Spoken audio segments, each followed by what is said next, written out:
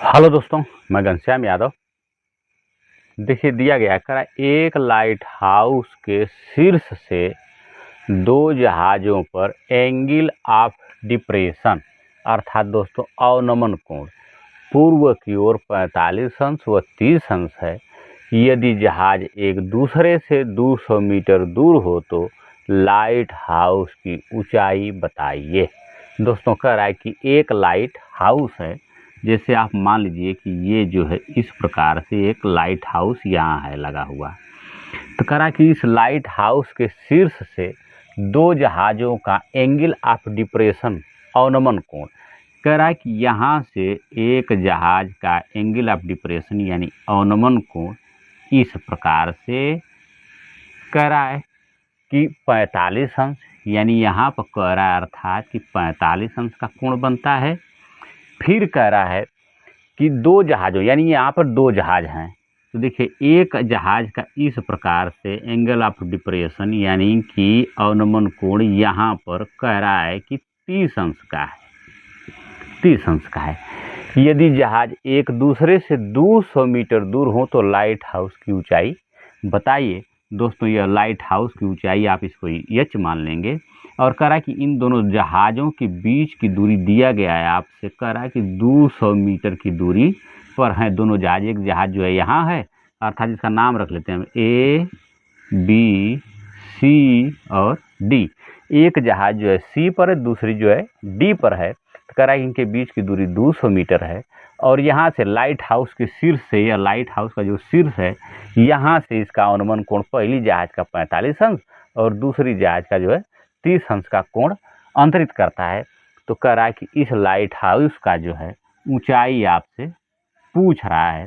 तो देखिए हम लिखेंगे, इसको लिख लेंगे पहले का 45 अंश का कोण, तो हम लिखेंगे त्रिभुज ए बी सी में।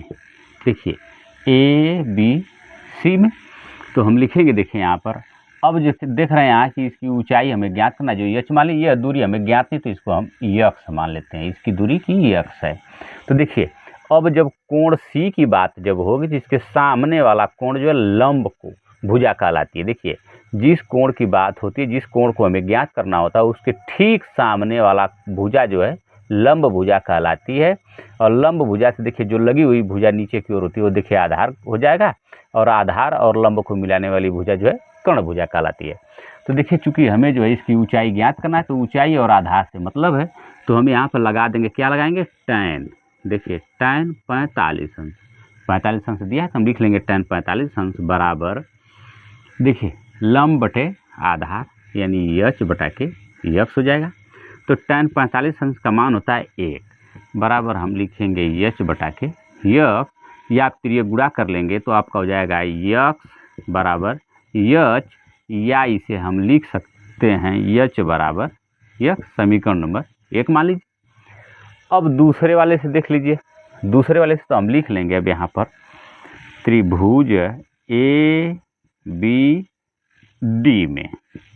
देखिए ए बी डी में इस त्रिभुज में तो वही हो जाएगा, यहाँ पर भी देखिए क्या हो जाएगा, लिखेंगे अब हम यहाँ पर tan 30 अंश, tan 30 अंश। इस कोण की बात कर रहे हैं, जब कोण डी की बात करेंगे तो इसके सम्मुख वाला भुजा जो है क्या हो जाएगी, लंब भुजा यानी एच वाली, तो हो जाएगा हमारा एच बटा के यक्स आप प्लस देखिए आधार अब हो जाएगा बी और डी हो जाएगा पूरा, तो यक्स प्लस 200।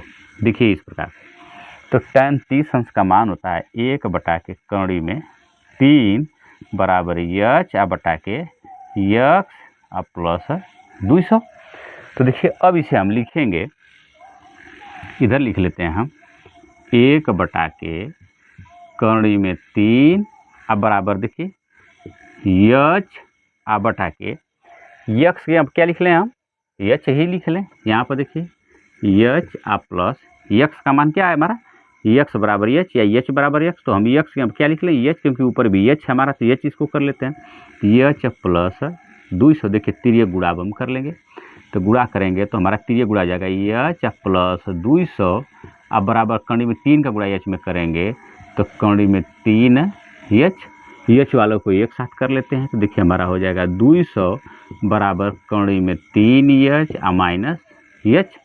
अब देखिए 200 बराबर h जो है हमारा कॉमन हो जाएगा, तो h कॉमन कर लेंगे तो हमारा बचेगा क्या, कौड़ी में 3 माइनस 1। देखिए इस प्रकार से कौड़ी में 3 और 1 हो जाएगा। अब हम लिख सकते हैं यहाँ पर h बराबर, या यहाँ से ही लिख लें, h बराबर आपका हो जाएगा 200 अब बटा के कौड़ी में 3 माइनस 1। अब देखिए इसका परमेयीकरण करना पड़ेगा। तो जब परमेयीकरण करते हैं, हम कंजुगेट से गुणा करते हैं, तो जो हर में चिन्ह दिया हुआ होता है इसके विपरीत चिन्ह से जो है हम इसके अंश और हर में गुणा करते हैं। इस प्रकार से लिखेंगे, अर्थात हो जाएगा कौड़ी में 3 प्लस 1 अब बटा के कौड़ी में 3 प्लस 1। अब देखिए जब हम गुणा कर लेंगे तो हमारा हो जाएगा यहाँ पर 200 गुणते कौड़ी में 3 प्लस 1 अब बटा के देखिए a minus b, a plus b, तो a माइनस बी और a प्लस बी जब होता है तो क्या जाता है हमारा, हो जाएगा a स्क्वायर अर्थात कौड़ी में 3 का स्क्वायर और माइनस 1 का स्क्वायर। तो हो जाएगा हमारा देखिए 200 प्लस कौड़ी में 3 प्लस 1 गुणते तो देखिए हमारा ये हो जाएगा, कौड़ी में 3 का वर्ग कर देंगे तो 3, 1 का वर्ग करेंगे तो 1, अर्थात देखिए अब इधर लिख देते हैं हम, तो हमारा हो जाएगा h बराबर 200 गुणते कौड़ी में 3 प्लस 1 अब बटा के देखिए 3 में से चला गया 1 तो 2 हो जाएगा, 2 से भाग देंगे इसमें तो 100 हो जाएगा हमारा। तो h बराबर हमारा हो जाएगा 100। और देखिए यहाँ पर कोष्टक में ही लिख लेते हैं इसको, गुणा लिखने का अर्थ है गुणा कोष्टक में, इसको भी आप इस प्रकार से लिख सकते हैं, कोष्टक में लिख सकते हैं आप हैं। तो कौड़ी में 3 का मान होता है 1.732 प्लस 1, इस प्रकार से। तो देखिए हमारा हो जाएगा 100 और जब जोड़ देंगे तो एक देखिए पूरी संख्या है और एक यहाँ क्या हो जाएगा आपका 2.732 और जब इससे हम गुणा कर देंगे इसमें तो हमारा हो जाएगा देखिए 2 7 3 और 10.2।